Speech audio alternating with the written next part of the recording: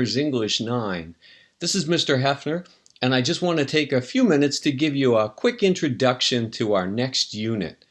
This unit's going to be the one where we study The Killer Angels by Michael Shara. This is the biggest novel, the longest novel in our course, and it's also going to be the biggest and longest unit that we're going to do.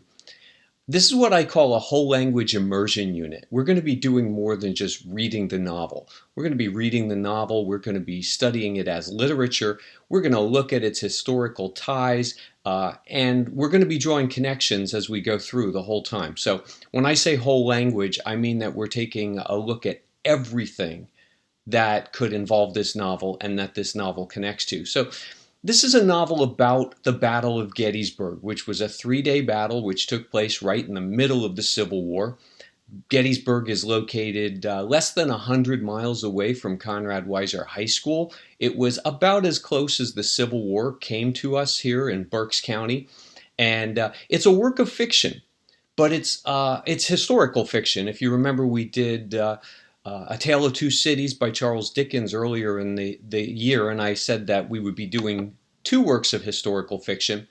In A Tale of Two Cities, Charles Dickens used a historical time period and wrote a completely fictitious story involving made-up characters, except for a few, famous ones that might appear here and there.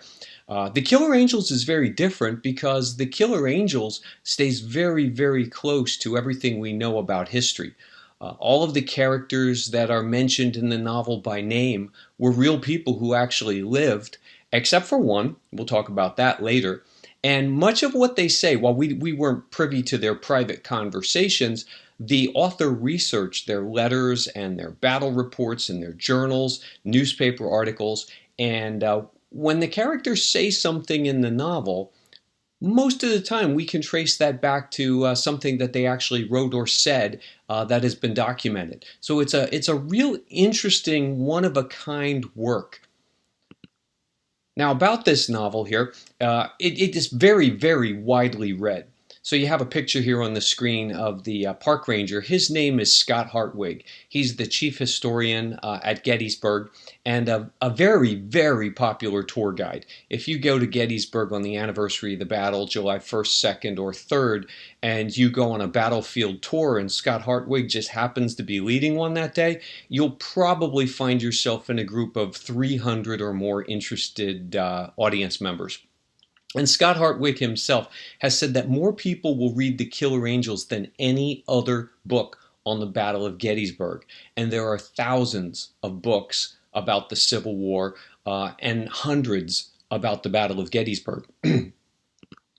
Now, as we go through this, I want you to keep one big question in mind. What is history? I'm interested in history. I'm a buff. A history buff. I don't have a degree, but I like reading history, I like talking history, I like hearing experts speak about history, and I once heard history described as what we choose to remember. Clearly, we cannot recall every single day, every single minute of the past. And so when we look in our books, when we look in our textbooks or any other documents that we have, we're just getting a snapshot of the past. And history can be politicized.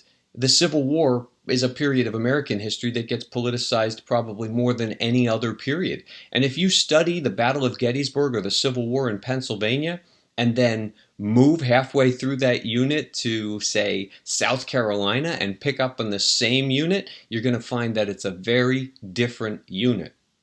So some big ideas I want you to consider as we go throughout this unit. We're going to work with these day by day. The first one is the nature of truth. The question of, can we really ever tell the truth? You know that if 5 people witness an event and then separately we ask each one to tell what happened, we get a slightly different version. Now these are not people trying to deceive or mislead us. It's just that anything that happens gets processed through our own perspective. And when we have to tell that, we can only tell it from that perspective. Another question we're going to ask or thing we're going to think about is the reliability of primary sources. So in many of your history classes, you've been taught to go back and look at primary sources. These are sources actually created by the people who were there, and to use these as a window into the past. But if we can only perceive things through our own senses, and that affects the way we view truth, to what degree can we trust primary sources? And then there's the question of those who would politicize. The storytelling tradition. This is an English class. English classes are all about stories. There's this old saying that says that fiction is truth's older sister, that fiction has been around even longer than truth. We love a good story. We remember stories. I can teach a lesson with facts and statistics, or I can teach a lesson that has an anecdote, an interesting story that makes a point, and people will remember the anecdote longer. Cognitive psychologists have turned this privileged memory. Our brains actually have a special way and a special location for storing stories. So we're going to look at the idea of when does history actually make the perfect story with a plot line, rising action and climax and resolution and good characters and all those elements that we need to create a good story. We're going to look at history turned into fiction. This book is fiction, but it's so close to reality that it actually gets confused. And so we're going to flip that around and we're going to say fiction as history as well. I've actually been to Gettysburg when I've heard a guide explaining something to a small group of people, and it was absolutely wrong. It was something from The Killer Angels. And clearly the guide had read it, or someone in the group had read The Killer Angels, and that became history. That became what they choose to remember. We're going to look at the idea of how you recreate time and place. So all authors have to create setting, and setting is time and place. We're going to look at how Michael Shara did it in this book, this novel, but we're going to practice doing some writing of our own as we go through this. So we'll talk about how we can create time and place in a work of fiction. And then finally, I guess this goes back to the fiction as history bullet just above, but the ethics of rewriting our past. When we research something and we start to see a different perspective, maybe the one that's different, and sometimes people call this revisionist history, but we'll look at the idea of how ethical is that? Are we actually changing our past by rewriting the way we represent it in books? So some of the things that we'll be doing in this unit, and we're going to be doing a lot of different things. Obviously, we're going to be reading and evaluating the novel, as we always do with literature. We're going to look for its literary merit. We're going to look for the artistic aspects of the book, and we're going to look at it as it deals with history and its accuracy. It has some definite changes that were made on purpose for the artistic integrity of the novel, and we'll point those out and discuss whether or not the author was correct in doing that. We're going to look at the human touch. So somebody once told me that no novel is going to be successful if readers can't identify with the characters, and in particular with the protagonist. We've got to see ourselves in other characters, and we've got to be able to learn from that. We've got to feel the emotions, and that's done through character. So we're going to look at how that already existed with a story like the Battle of Gettysburg, and then how Michael Shara, the author of this novel, capitalizes on that. You're going to be making a battlefield presentation. If you go to Gettysburg, there are tour guides there all over the gigantic battlefield giving presentations about the history of the battlefield. Now we're gonna change our presentations a little bit, and we're not going to look so much for historical accuracy, but we're going to look for something that happened in history, maybe just a legend even. Sometimes, legends have a great deal of literary value, and all cultures have legends. But we're going to look for stories. We're going to look for pieces of history that have all the aspects of a good story. Again, a good plot and characters. And we're going to tell those battlefield stories to one another. And we're going to experiment with the language of the time period. So we're going to take a look at some primary source documents. We're going to be looking at letters and battlefield reports. And then we're going to try to mimic that. We're going to try to create our own fictional version that looks just as real as the originals. Now, this novel's won a bunch of awards. Uh, First and foremost, in 1974, it was given the Pulitzer Prize for Fiction. There is one Pulitzer Prize for Fiction given out each year. So this novel stood out. Ironically, it was not a bestseller at the time. In 1974, the United States was pretty much fed up with stories about war. We had been through World War II, we had been through the Korean War, and we were just beginning to get out of the Vietnam War. And so another story about war may not have been the best idea at the time. It becomes popular a few years later with general readership. Today, it's listed by the American Library Association as a best book for the college-bound student. You guys are in honors English, so it's assumed that you're going off to college, so we want to get this one under your belt before you get there. And West Point is the United States Military Academy. It's where young men and women go to be trained to be officers in the United States Army. And at the time this presentation was made, there were only two novels, only two works of fiction on the required reading list. And one of them happened to be The Killer Angels. General, you might have the copy of the book with this quote on the cover. The newer copies don't have it anymore. But General Norman Schwarzkopf, you won't remember that name. He had the nickname Stormin' Norman, and he was in charge with Operation Desert Storm, which invaded into Kuwait to drive Iraq back out of Kuwait during the first Gulf War. But he called The Killer Angels, quote, the best and most realistic historical novel about war that I have ever read. So that's a pretty important quote coming from a four-star general. Now, where does the title of this book come from? Obviously, the book is going to have a certain passage where all of a sudden you're going to, you'll see it. There's the title of the book. But it actually comes from a speech in Hamlet. So I don't know how familiar you are with Hamlet, and I hope that you'll take my Shakespeare course at some point. But Hamlet is a character who's struggling with his dark side. Hamlet has lost his father, who died suddenly, and in a very short time, Hamlet's mother has remarried Hamlet's father's brother, Hamlet's uncle. And Hamlet's parents, his uncle, who's now become his father, and his mother have been a little bit worried about him, and they sent for two of his old college friends to sort of hang out with him and spy on him and find out what's depressing him so much. And Hamlet decides to come right out and tell his friends how he's feeling.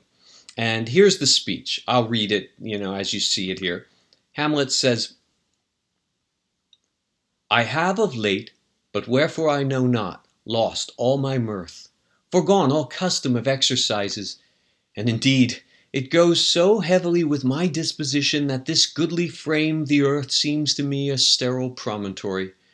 This most excellent canopy, the air, look you, this brave o'erhanging firmament, this majestical roof fretted with golden fire, why, it appears no other to me than a foul and pestilent congregation of vapors.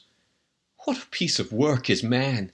How noble in reason, how infinite in faculties, in form and moving, how express and admirable, in action, how like an angel, in apprehension, how like a god, the beauty of the world, the paragon of animals, and yet to me, what is this quintessence of dust? Man delights not me. Now, that's a pretty dark speech. Here Hamlet's telling his friends that the world is full of miraculous things. It's a beautiful earth, a wonderful look at the heavens with the clouds and the sunlight and maybe a sunset. And mankind is of all the animals, mankind is the pinnacle of animals with a brain that can reason and do amazing things. And finally, Hamlet says, human beings in action are just like angels. But then at the end, he says, I'm not interested in that at all. Human beings are just dust, ashes to ashes, dust to dust kind of reference there. Human beings are just made of the same material as the earth, and I find no delight in them. But that highlighted line, in action, how like an angel, is where our title comes from. We've got a character, a Union soldier in this novel. His name is Joshua Lawrence Chamberlain. And we're gonna study him in great detail. But when he was a boy, a real person, not just a character in a novel, but a real person, when he was a boy, He was going to write an essay for school, and he was fascinated by this idea that humans are like angels. And his father, who was a bit more of a pessimist, said, well, if man's an angel, he must be a killer angel, because he had seen the horrors. And so ultimately, Joshua Lawrence Chamberlain wrote an essay called Man, the Killer Angel. And that whole conversation, that it happened at one point, we don't have any record of it other than it's in Chamberlain's, journals. That conversation that took place between Chamberlain and his father to come up with the idea that man is a killer angel is going to be a pivotal part in the book, where the adult Chamberlain is having a very similar conversation with someone else, and he's going to come to the same realization. So that's our title. You don't need to remember that for now. We're going to cover it when we get to that part of the novel. So what's going to happen in the rest of this unit? What's going to happen next? We're going to be doing a lot, like I said. Number one, make sure that you keep up with the reading schedule. This is our longest novel, and the discussions that we have online and the activities and the lessons are going to tie in with the reading. If you're doing the activities without having done the reading, your activity is going to suffer. Plus, you're not going to be able to make the connections. Number two, we're going to be doing some background knowledge lessons. I know that in ninth grade English, I hope that most of you, had American history in the fall, and that you've already covered the Civil War. But if you haven't, I'm going to be providing you with some background that's going to be important. So you don't need to worry about doing too much research about the Battle of Gettysburg. I'll be teaching you that. We're going to be looking at characters, and if you thought A Tale of Two Cities had a lot of characters, that was nothing compared to what we've got here. I have a full character packet for you, which I'm going to share with you later, and you'll have the opportunity to add to that and fill it out as we go through the novel. But I'm going to be asking you to make some observations about all of these characters as you read the novel. So you're going to be actively reading here. We're going to be doing a lot of things in Schoology, so always check your Schoology calendar. If something has passed by and it no longer appears in the upcoming part of your Schoology page, you can always click on grades and look for anything that's marked as missing, click the assignment, and still get that description. And here's the most important thing. You've got to ask me questions when you have them. Everybody has questions, and everybody assumes that I'm the only person with this question. It's not true. If you ask a question, you'll benefit yourself, and you'll probably benefit someone who won't ask that question. So ask questions. And finally, the most important thing is stay cognitively connected to this story. Make connections between all these different activities that we're doing. If we're studying a character for background knowledge, make connections between that background knowledge and the fictional version of that character. If I give you a background lesson about what happened on day 2 of the battle, make connections between that and the actions in the novel and how that relates to plot and character. Connections, connections, connections. This is not the kind of reading we're doing just for our own entertainment. We are studying the novel. All right, so that's the end of this presentation. If you stayed with me through the entire presentation, I thank you. The next background knowledge presentation that we're going to have is going to be about characters. We're going to first look at those characters who served the Union. They wore blue. And then our third background presentation as we get started in the novel is going to look at the Confederate characters. And as we work on these, I'm going to ask you to continue to fill out the character packet that you'll find in Schoology. Again, thanks for staying with me. I hope you're going to enjoy this novel.